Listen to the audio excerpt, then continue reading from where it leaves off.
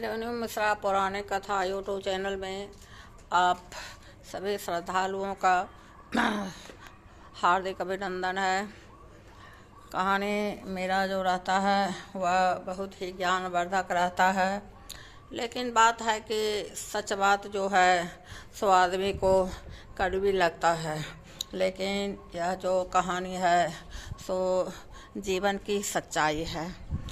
एक सन्यासी जी थे और वे जो सन्यासी जी जो थे सो उनके पास एक लड़का था। उनके पिताजी उनको पढ़ने लिखने के लिए डांटे।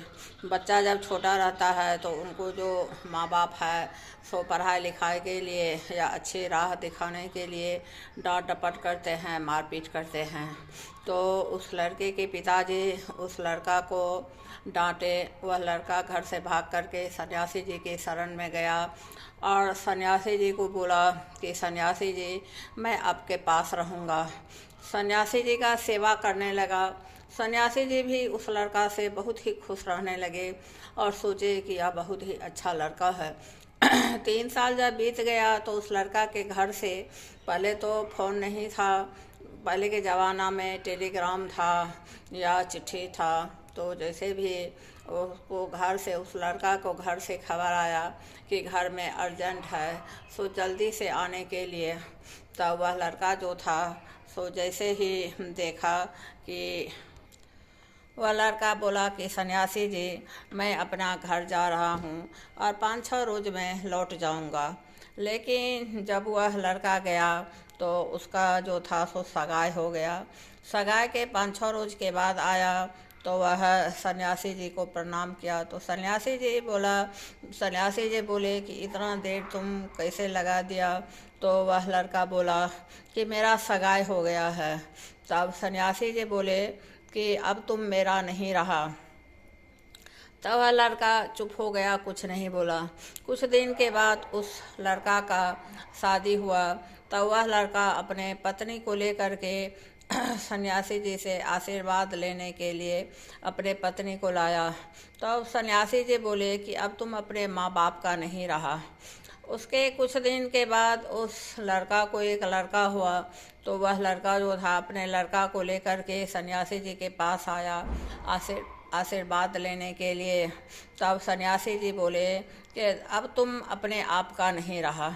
जब सन्यासी जी उसको बोले कि अब तुम अपने आप का नहीं रहा तो उस लड़का को बहुत दुख हुआ और वह मन ही मन सोचने लगा कि यह बात क्या सन्यासी जी हमको बोले हैं। लेकिन वह जो लड़का था सो कुछ बोल नहीं पाया और चुपचाप रहा। कुछ दिन के बाद अपना घर चला गया। घर जब गया तो वह अपने लड़का का पढ़ाई लिखाई, सेवा शुश्रूषा, उसके घर द्वार, रहने सहने की व्यवस्था में लग गया। तब एक दिन उसको अपने शरीर का ठिकाना नहीं रह गया कि वह कौन कपड़ा पहना है, कैसे रह रहा है, क्या खाया पिया, वह अपने बेटा में लगा रहता था। तब उसको मन में हुआ कि सन्यासी जी इसी के चलते हमको बोले कि अब तुम अपने आप का तुम नहीं रह गए हो। तब कुछ दिन के बाद फिर वह सन्यासी जी के पास गया वह लड़का। तो सन्यासी जी बोले कि दुनिया में कोई किसी का नहीं है, नहीं पत्नी है, नहीं बेटा है, नहीं माँ बाप है, तो तुम बोलो तो मैं इसका जांच करके तुमको दिखला देता हूँ। तो वह लड़का बोला कि ठीक है, आप हमको जांच करके दिखला दीजिए। तब वह सन्यासी जी जो थे वे 3 साल में उस लड़का को सांस रोकने की कला बतलाए थे। तब सन्यासी जी बोला कि तुम जाओ अपने घर और तुम अपना खा पी लेना और आराम से अपना नाटक करना, मर जाने का और सांस रोकने का, सांस अपना रोक लेना, सांस रोकने का कला तो तुमको है। बस वही काम वह किया और वह गया अपने घर और खा पी लिया आराम से और वह नाटक किया मरने का। तो मर गया तो हल्ला मच गया कि अमुक आदमी मर गया है, अमुक आदमी मर गया है, इसको कौन बचा सकता है।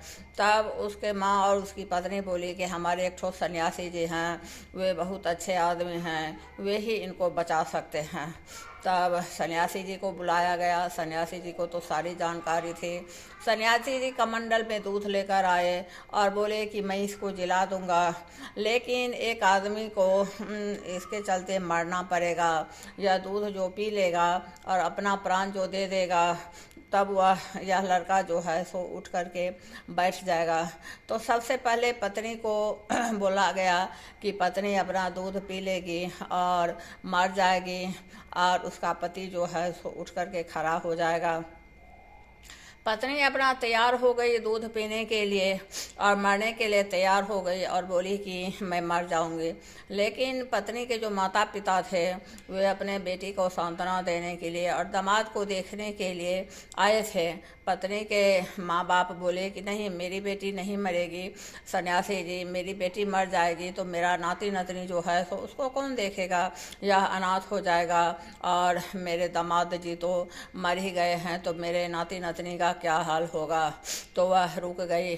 उसके बाद माँ को बोले कि माँ को तो बेटा सबसे प्रिय होता है, आप ही यह दूध पी लीजिए और आप ही मर जाइए, आपका बेटा उठ करके खड़ा हो जाएगा। तब माँ बोली अपने पति के बारे में कि इनका जो ठेहुना है वह काम नहीं करता है, ये बहुत लाचार आदमी हैं, मैं मर जाऊंगी तो इनको कौन देखेगा।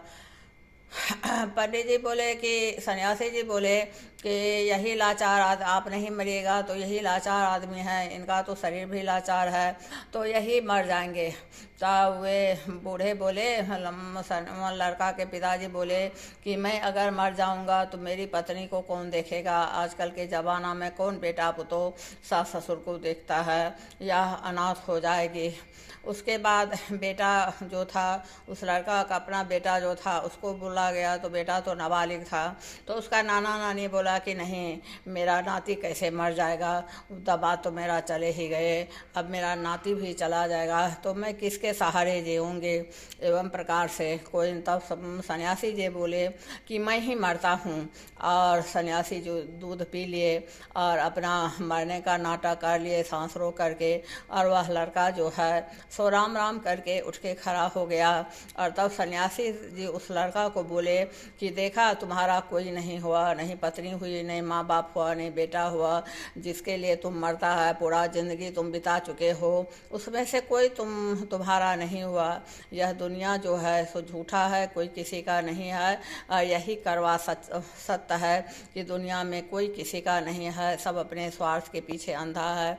तब वह लड़का जो है सो सबको छोड़ करके अपने बेटा का भी जो काम था, घर द्वार बनाना या पढ़ाई लिखाई का व्यवस्था करना, वह करके अपना बेचारा चला गया, वह सन्यासी बन गया और दुनिया से उसका मोह टूट गया। दोस्तों, दुनिया में कोई किसी का नहीं है। धन्यवाद।